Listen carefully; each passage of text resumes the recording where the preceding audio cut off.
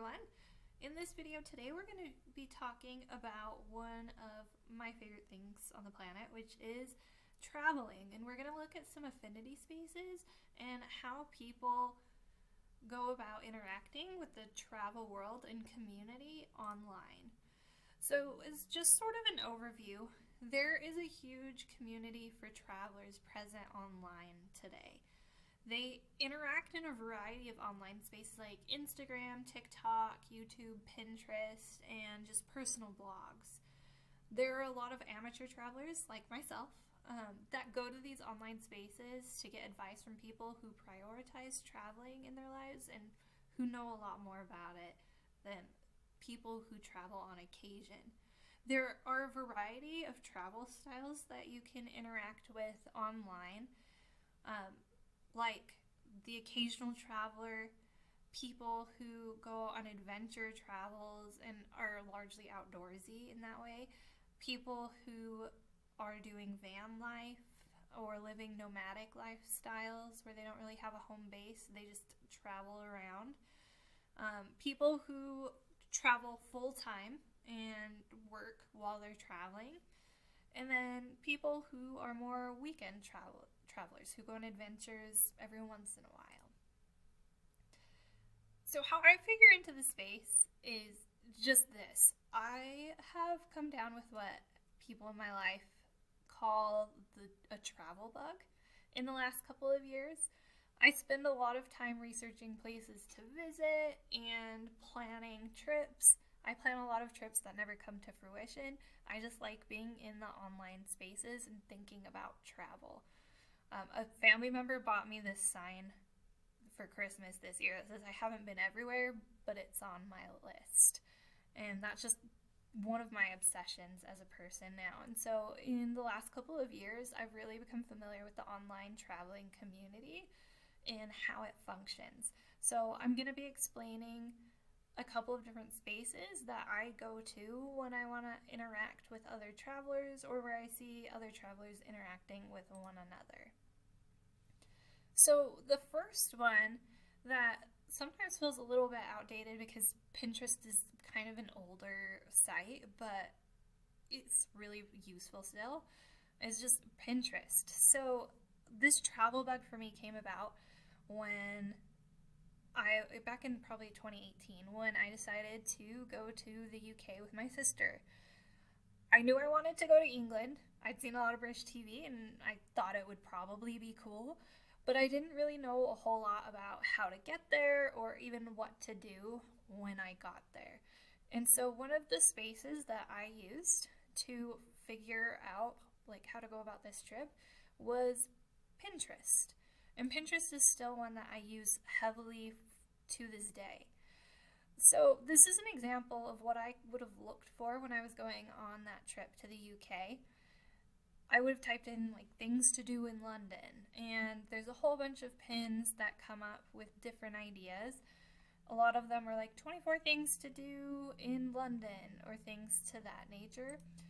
And a lot of times I would just click on these and visit the websites that they were linked to, which are often blogs, which is another space where I see travelers interacting with one another a lot. They ask questions, they post about their experiences, and they kind of give you itineraries and ideas for places that you could go.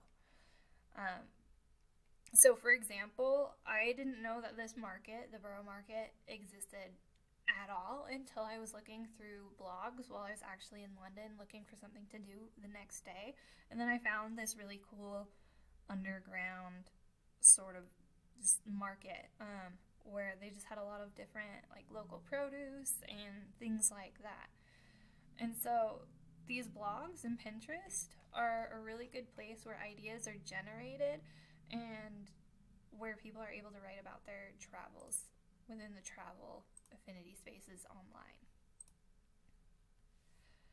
Another space that I use quite often is just simply YouTube. YouTube has a lot of travel vlogs and advice videos that I like to watch, especially once I have figured out where it is that I want to go. These pictures on the screen are from my trip that I took last summer to Boston. And I decided that I wanted to go there, but I wasn't entirely sure what I wanted to do. So I went to YouTube, and there's a lot of videos out there, like this screenshot on the left that says 10 best things to do in Boston, Massachusetts. Those are the kind of videos that I would watch. And then I'd see people commenting, going, hey, like, that's a good idea, you should go there. Or, hey, I went to that place and it wasn't really super interesting. And so that's how I see some people interacting and giving each other advice and just creating a community around travel. I also really like watching just travel blogs to get ideas for other places that would be cool to visit. Like, I sometimes watch this YouTube channel, Dan and Shell, and they go traveling around the world, take beautiful pictures, and they get just watching channels like that just kind of give me an idea of places that I might like to go in the future. And then I start visiting other spaces like Pinterest to go research this to see if it's something that's feasible for me.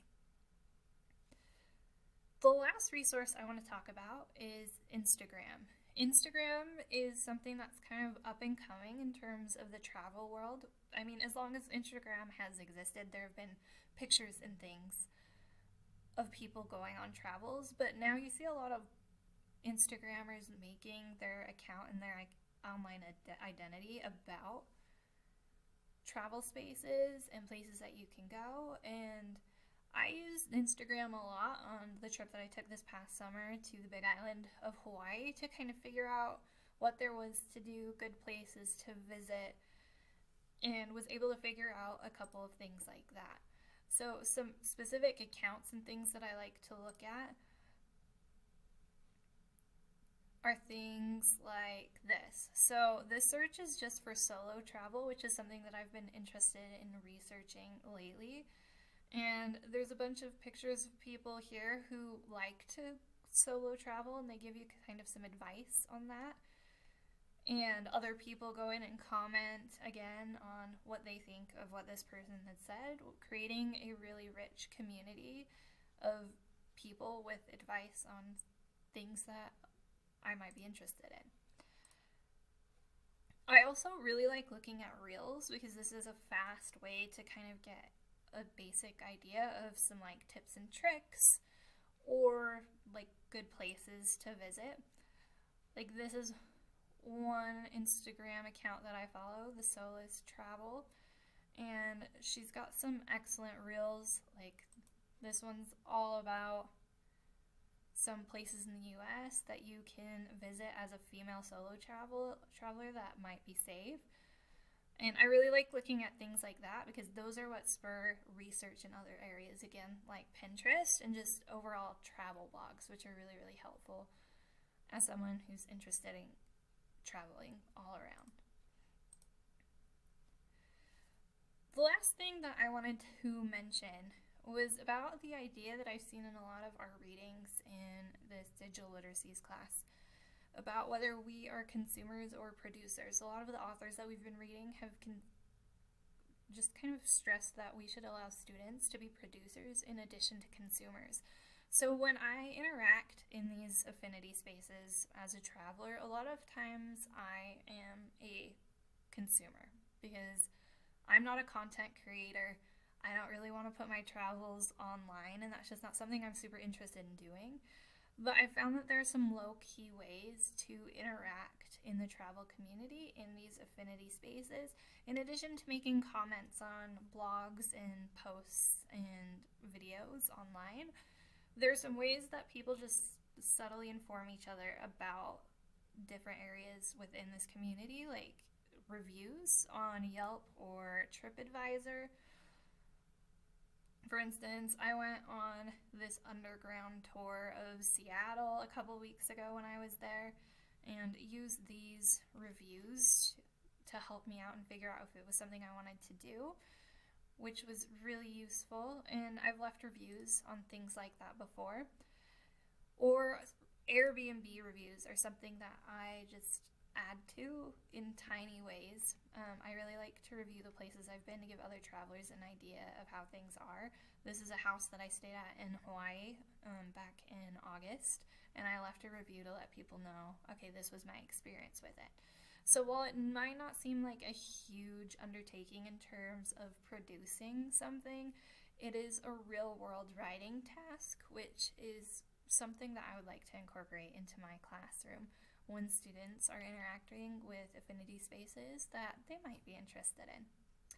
Well, I hope that this video was something worthwhile in watching to learn more about the travel community online. Thanks very much for your time.